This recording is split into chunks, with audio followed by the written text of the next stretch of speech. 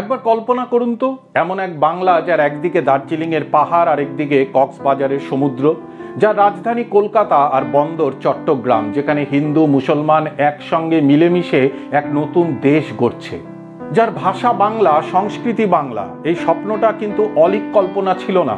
দেশভাগের ঠিক আগ মুহূর্তে এই স্বপ্নকে সত্যি করার জন্য এগিয়ে এসেছিলেন দুই নেতা, কংগ্রেসের শরৎচন্দ্র বসু এবং মুসলিম লীগের হোসেন শহীদ সোহরাওয়ার্দী। নমস্কার, দেশভাগের আসল সত্যি সিরিজের আজকের পর্বে আমরা এমন এক অধ্যায় নিয়ে আলোচনা করব যা আমাদের ইতিহাসের বইতে প্রায় উজ্জ্বল থেকে গেছে। এটি হলো ইউনাইটেড বেঙ্গল প্ল্যান বা অখণ্ড স্বাধীন বাংলার প্রস্তাব। আমরা জানব কেন এই স্বপ্ন সত্যি হলো না, কারা ছিল এর পেছনে, কংগ্রেস এবং মুসলিম লীগের কেন্দ্রীয় নেতৃত্ব কেন তাদের নিজেদের নেতাদের এই পরিকল্পনাকে গলা টিপে হত্যা করেছিল। 1947 সাল ভারত ভাগ প্রায় নিশ্চিত। পাঞ্জাব এবং বাংলাকে ধর্মের ভিত্তিতে ভাগ করার সিদ্ধান্ত নেওয়া হয়েছে। পাঞ্জাবের নেতারা এই বিভাজন মেনে নিলেও বাংলার পরিস্থিতি ছিল ভিন্ন। হাজার হাজার বছরের ভাষা, সংস্কৃতি আর অর্থনীতির বন্ধনে আবদ্ধ এই বাংলাকে ভাগ করার ধারণা ছিল অনেক বাঙালি নেতার কাছে অকল্পনীয়। এই কঠিন সময় দুই বিপরীত মেরুর দুই নেতা একজোট হলেন।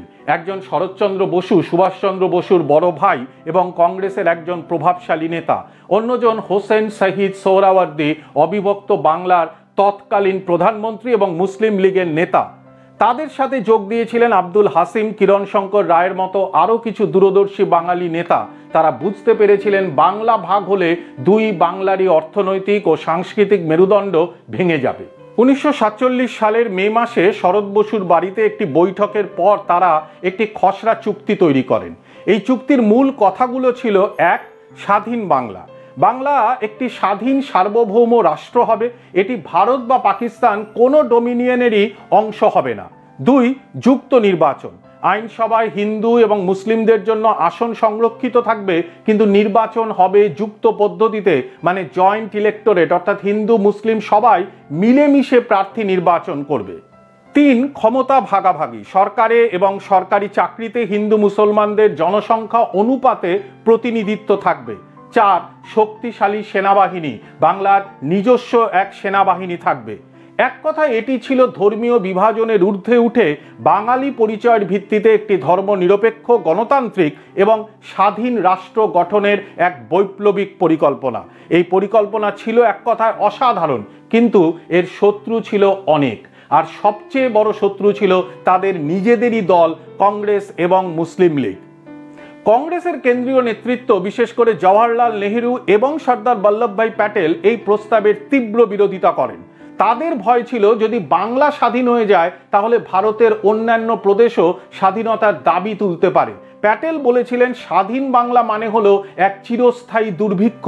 তারা কোনোভাবেই ভারতের পূর্বাঞ্চলে একটি স্বাধীন শক্তিশালী রাষ্ট্র দেখতে চাননি। বিশেষ করে কলকাতা বন্দরকে হাতছাড়া করতে তারা রাজি ছিলেন না। অন্যদিকে বাংলার মধ্যেই এই প্রস্তাবের বিরুদ্ধে সবচেয়ে সোচ্চার ছিলেন হিন্দু মহাসভার নেতা শ্যামাপ্রসাদ মুখোপাধ্যায়। দ্য গ্রেট ক্যালকাটা কিলিংয়ের ভয়াবহ স্মৃতি তখনও টাটকা।